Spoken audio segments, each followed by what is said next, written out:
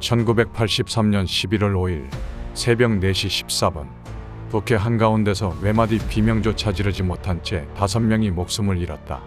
단 0.1초 역대 사고 중 가장 짧은 시간에 끔찍한 참사가 일어났다. 정부의 안일함 때문에 5명의 생명이 허무하게 떠나간 바이퍼드 돌핀 사고 이야기이다. 노르웨이에서 320km 떨어진 북해 해역.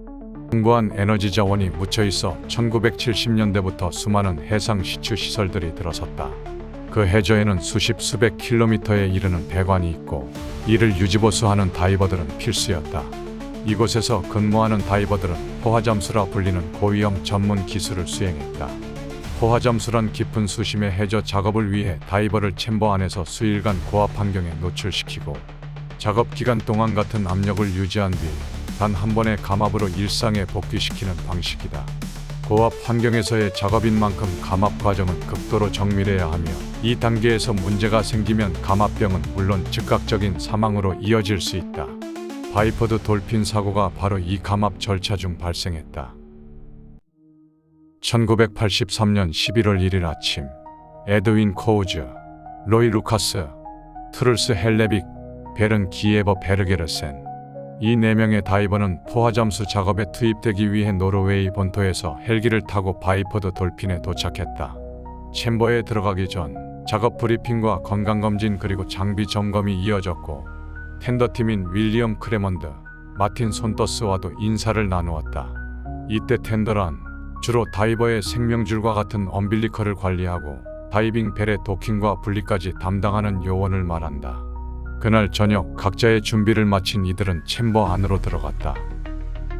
11월 3일 네 다이버는 기압이 서서히 올라가는 챔버 안에서 환경에 적응하는 중이었다. 이는 기압이 올라감에 따라 공기가 압축되어 혈액과 조직 속에 더 많이 녹아드는 중이기도 하다. 이들은 잠에서 자주 깨며 귀에 울림, 가벼운 현기증이 있었지만 이는 고압 적응 과정에서 흔히 발생하는 반응이었다. 11월 5일 새벽 1시 30분 챔버 압력이 목표 수치인 9기압에 도달했다. 이제 다이버들은 포화 상태에 진입하며 몸 안에는 평소보다 최대 9배나 많은 공기가 녹아 있었다. 곧바로 첫 작업을 위한 장비 배치가 시작됐고 벨 출입 테스트도 수행됐다.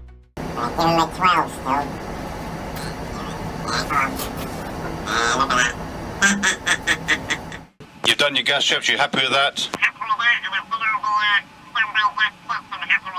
Roger. 헬레빅과 베르게르센이 해저 작업을 위해 비좁은 트렁크를 지나 다이빙 벨로 넘어갔다. 문이 닫히며 다이빙 벨은 해저를 향해 천천히 하강했고 8분 뒤 목표 해역 상공에 도착했다.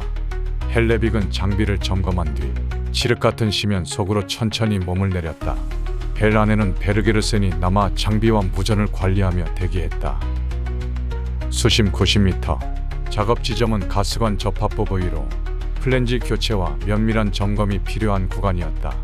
무릎까지 빠지는 점성 높은 진흙, 움직일 때마다 일어나는 부유물로 1m 채 안 되는 가시거리로 인해 작업은 생각보다 더뎠다. 헬레빅은 상황실과 무전을 주고받으며 작업을 이어나갔고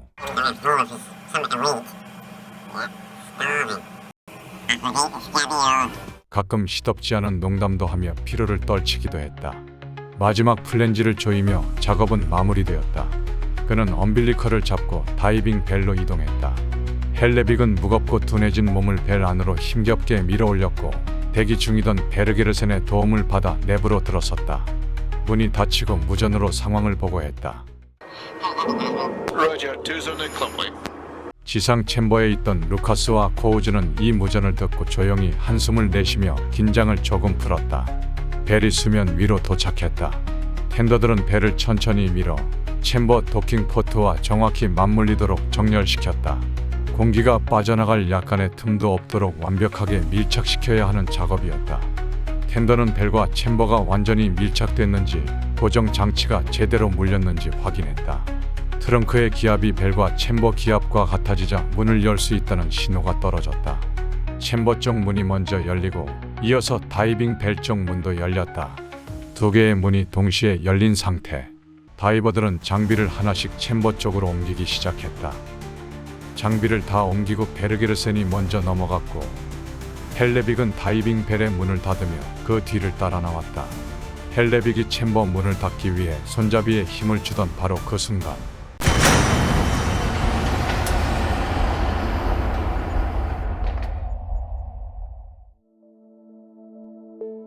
벨과 트렁크를 잇는 잠금 장치 클램프가 해제된 것이다.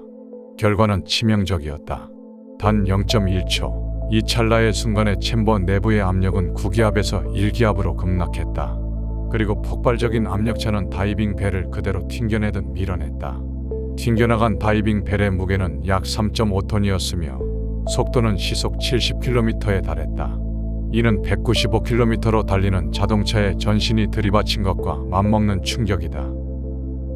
때문에 그 순간 주위에 있던 크레먼드는 즉사했고 손토스는 치명적인 중상을 입었지만 기적처럼 살아남았다. 같은 시각 다이버들의 상황은 훨씬 더 참혹했다. 혈액과 조직에 녹아있던 고압의 기체가 순식간에 팽창하면서 루카스, 코우즈, 베르게르센의 몸은 내부에서부터 파열되어 그 자리에서 목숨을 잃었다.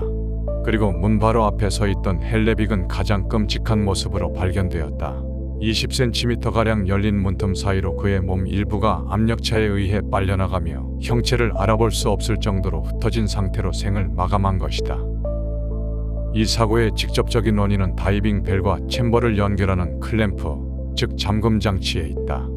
해당 잠금 장치가 정상적으로 잠겼는지를 확인할 수 있는 시각적, 기계적 장치가 존재하지 않았던 것이다.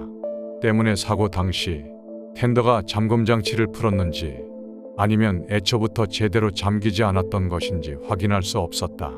결국 헐거운 연결부를 통해 고압이 폭발적으로 분출되며 이 끔찍한 사고가 발생한 것이다. 하지만 그것만이 전부였을까? 이 사고는 분명 막을 수 있었다.